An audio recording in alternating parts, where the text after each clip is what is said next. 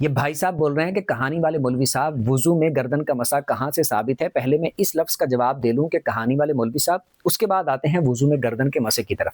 میں آپ کو کہانی والا مولوی کہاں سے لگاؤں؟ میں یہاں پر آپ کے گھر کی باتیں لوگوں کو بتاتا ہوں، اس وجہ سے میں آپ کو کہانی والا مولوی لگاؤں؟ یا آپ کے گھر کی باتیں میں لوگوں کے ساتھ شیئر کرتا ہوں، اس وجہ سے میں آپ کو کہانی والا مولوی لگاؤں؟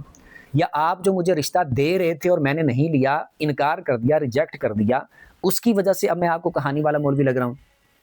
امید ہے کہ آپ مائنڈ نہیں کریں گے۔ اگر آپ ادب کے دائرے میں رہ کے سوال کرتے تو میں آپ کو ادب کے دائرے میں ہی جواب دے دیتا، پھر بھی میں نے ادب سے ہی جواب دیا ہے۔ اب آتے ہیں وضو میں مسح کرنے کی طرف، جو گردن کا مسح کیا جاتا ہے۔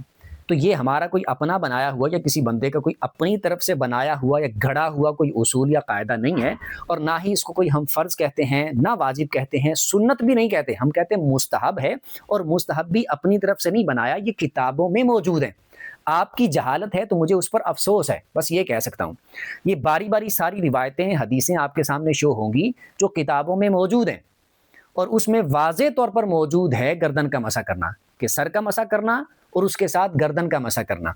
یہ سارا باری باری آپ کے سامنے شو ہو رہا ہے، توجہ سے اس کو روک روک کے، چاہے بریک لگا لگا کے ایک ایک لفظ کو غور سے تسلی سے پڑھ لیں، تاکہ آپ کو پتہ چل جائے کہ جاہل صاحب ایویں کسی پر منہ اٹھا کے اعتراض یا اس طرح سوال نہیں کرتے، پہلے تحقیق کر لیتے ہوتے ہیں۔